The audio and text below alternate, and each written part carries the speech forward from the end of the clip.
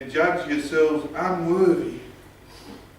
Since you rejected and judge yourselves unworthy, it says here, of everlasting life, behold, we turn to the Gentiles. But I don't think they're rejected, well, these ones back there might have, but there is a time for the Jews, they're going to get saved. There's a time that salvation's coming to them. So well, them ones back there might have seemed unworthy, but because they rejected it, we turn to those that are coming in.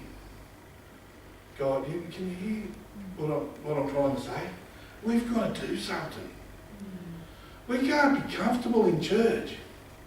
We can't just sit here and say, okay then, God's given me the ministry and just, okay, I'm just waiting God, but that's going to cost something. How am I ever going to do that? That's too much. Well, look at that. I'll never be able to do that. If we start looking at that and just look straight over that and think, Jesus Christ, look what He done on the cross. Look what He's done. Look what He's accomplished. Look everything that He's done. And just keep focused on that and focused on that. And if you're focused on that and you start believing that, man, that resurrection power and that resurrection life, see, that's where it went from. He didn't look at what he was going through. He looked at the resurrection power back there, over there. If we begin to look at that, mate, that resurrection power will start out working in our lives. Hey? It's amazing. And then you'll be walking down town, and this one will just jump up and leaping and praising and singing to God and go into the temple. And I say, what do you do? What's going on? You've been living. No, I couldn't walk. 40 years I've been sitting here without walking, but your shadow just passed by, and all of a sudden I felt my legs get warm, and up I go into the temple, praising God, worshipping God. Hey, do you believe? That's what it boils down to. Do you believe? Or do you think, oh, that won't happen? Of course it'll happen. If you believe that'll happen. If you don't believe that it's going to happen, guess what? You've rejected the message that it can happen. It's quite possible. Because it has happened in the past, it's more than quite possible that it will happen again in the future. Hey? Do you think, well, Scripture does says that you can't, if you see God face to face, you must surely die. Man can't see God. No one has ever seen God. But if you have a look through Scripture, Moses has seen Him. A few of them great prophets have seen Him. And listen to this. They not only seen Him once, they've seen Him on a couple of times. Hey? And you'd be thinking, well, you can't even see Him once. And you'd be thinking, I've seen Him once. And then all of a sudden He appears to you again the second time. Wouldn't that blow you away? You'd be like, wow, look at this. Man says that this is not there. This isn't supposed to happen. This is not real. This can't happen. But you've just experienced it. It has happened. And it hasn't only happened once, it's happened twice.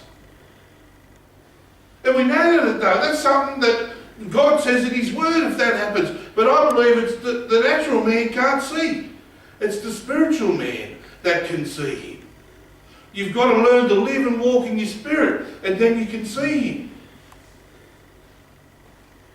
So if a shadow can heal one person, mate, if God can appear to more than one person more than one time, can't He heal someone by someone's shadow more than once?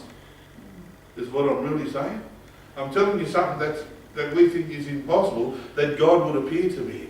But He has done. You read from the beginning to the end of the Bible, and you just write down every person and how many times He appeared to that person. Hey?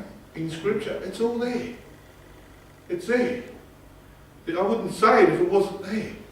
It's there. I've read it and I've been attracted to it, and I've been interested in it, because this stuff doesn't happen. It's not supposed to happen. But it did happen.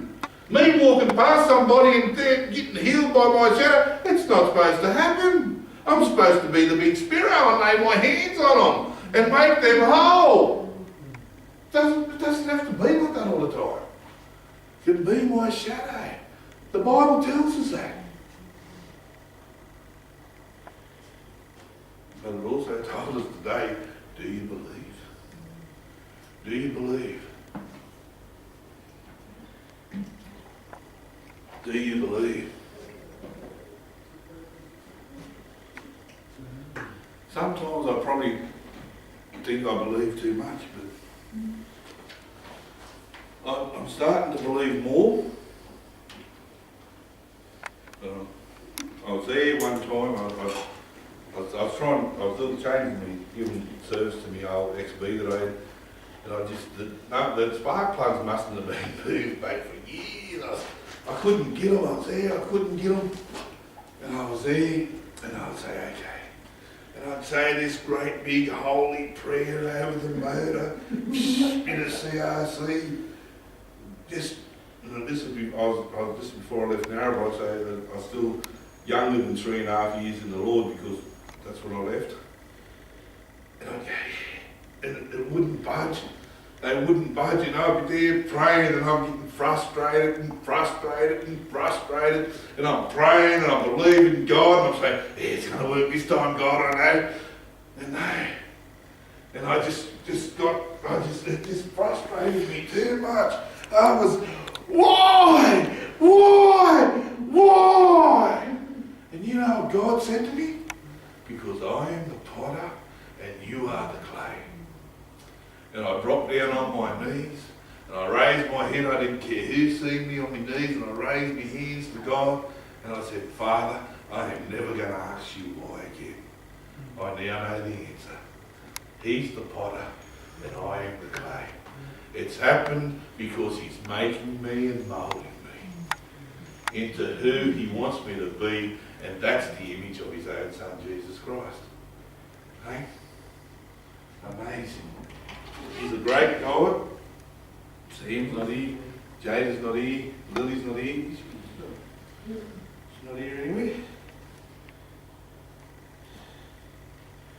So, praise God. We can't have a song to finish with. Unless Shane's going to stop being shy and get up here on the spoons and lead us through it. Shane Jones. Oh, Shane.